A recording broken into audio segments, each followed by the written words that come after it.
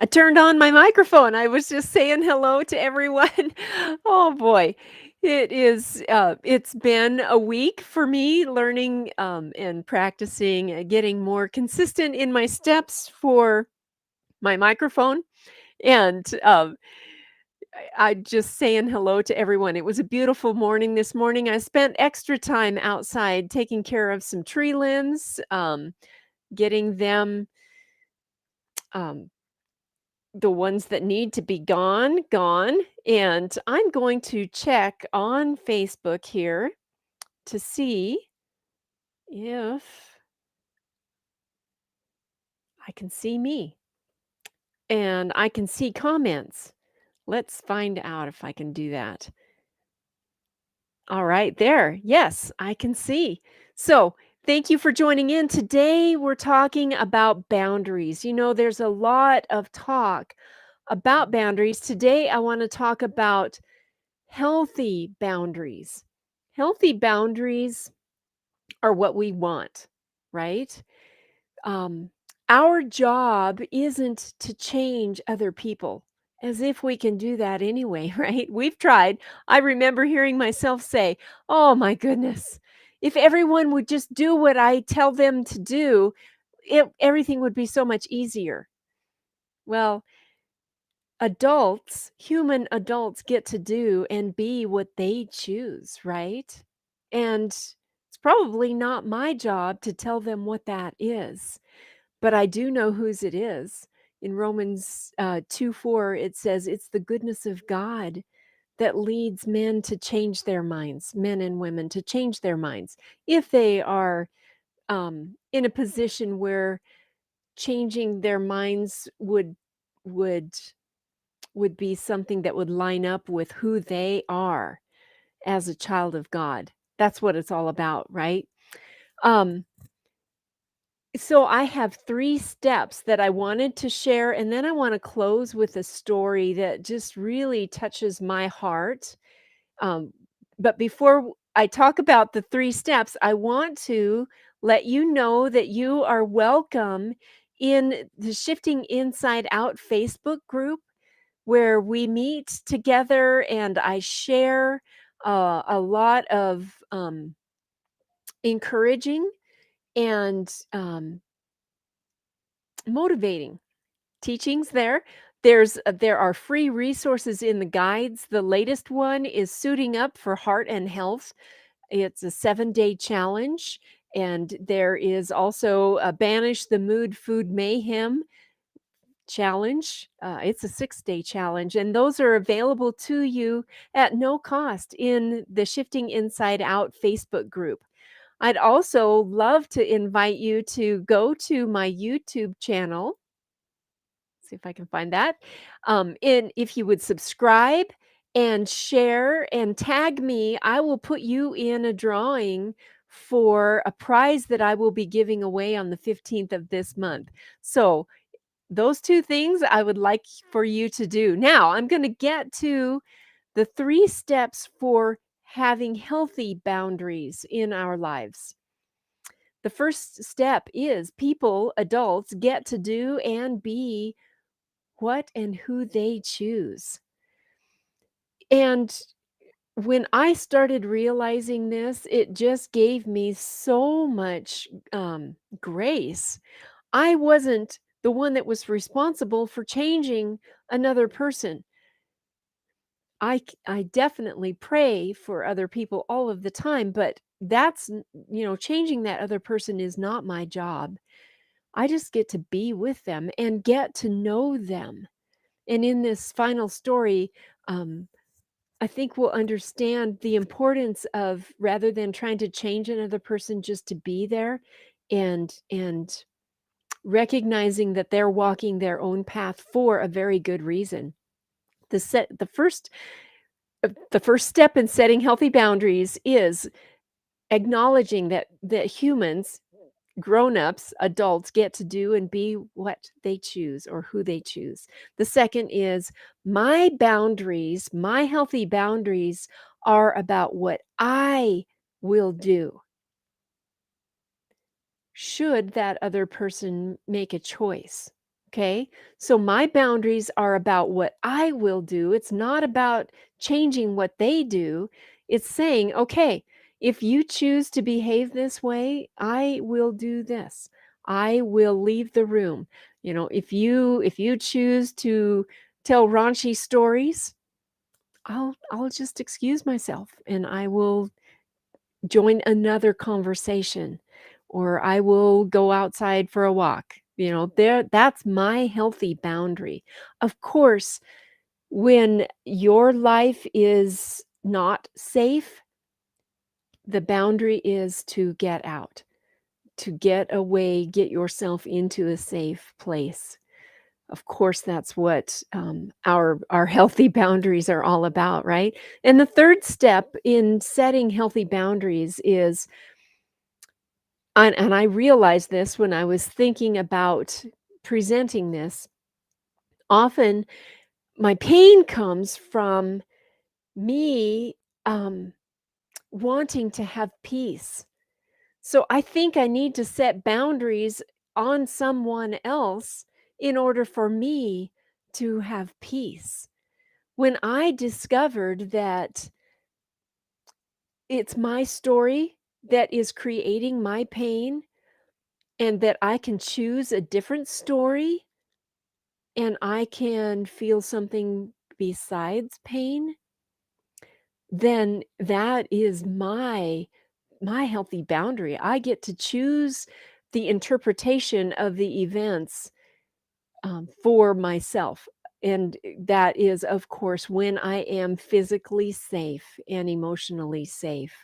Um, but when we think about wanting to have boundaries, what we really want is we want peace. So I have Isaiah 26:3. Jesus is our peace. You will keep in perfect and constant peace the one whose mind is steadfast, that is committed to and focused on you. Focus on Jesus, both in inclination and in character, because she trusts and takes refuge in you with hope and confident expectation. And that is from the Amplified Version, Isaiah 26:3. Oftentimes, when we feel like we need boundaries, what we really want is peace. And peace is an inside job, right? The spirit of peace is inside us. It's our focus that needs to be realigned. It's like putting on a different pair of glasses, and I don't have my glasses with me today. Oh, I want to look at this through the lens of someone who is loved, who is accepted, who is cherished, who has hope and confident expectation. When I put on that lens, automatically, actually, peace doesn't come in, peace rises up from within me and it changes the whole situation. Now, I want to tell you this story quickly um, about a situation a friend of mine, a person I know had in her experience, and how it turned into something that was very hard and painful, turned into something so beautiful. This individual and her husband had their son, or their child had lost something, had endured some significant loss, and they, as parents, were at their wits' end trying to find out what their role was in helping their child get through this, to find out the answers of why this loss occurred. And it seemed like every time my friend would open her mouth to say a suggestion, or maybe we should do this, her husband would just yell. And that, of course, was very painful. And one of the things that she discovered, though, was that she herself was in a lot of pain for the loss that their child had endured. And her reaction was to cry. And then when she realized that, our actions come from our feelings. The way we act comes directly from the way we are feeling. She was able to remove herself or step back far enough and look at her husband and say, "You know what? He's yelling. I wonder what he's feeling."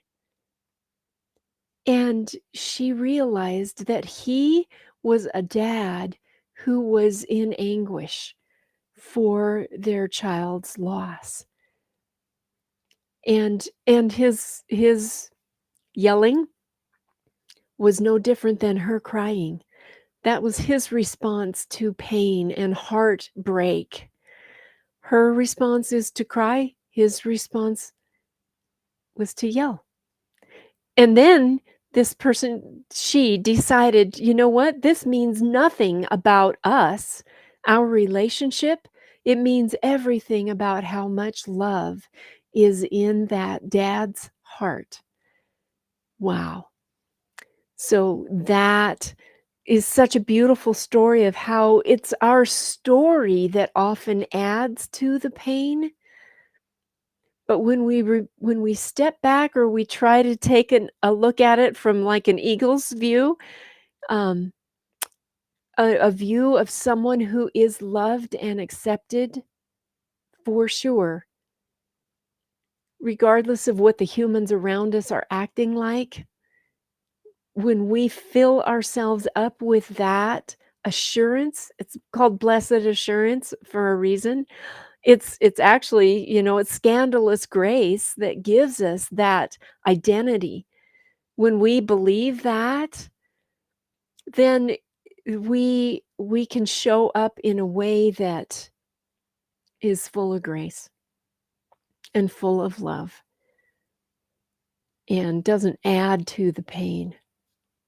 So that was maybe a rabbit trail, but I just think that that is such an application of healthy boundaries.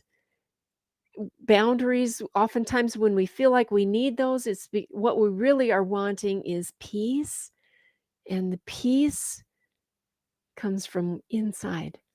It comes from our connection to our heavenly creator, the Father, Son, and Holy Spirit, and me.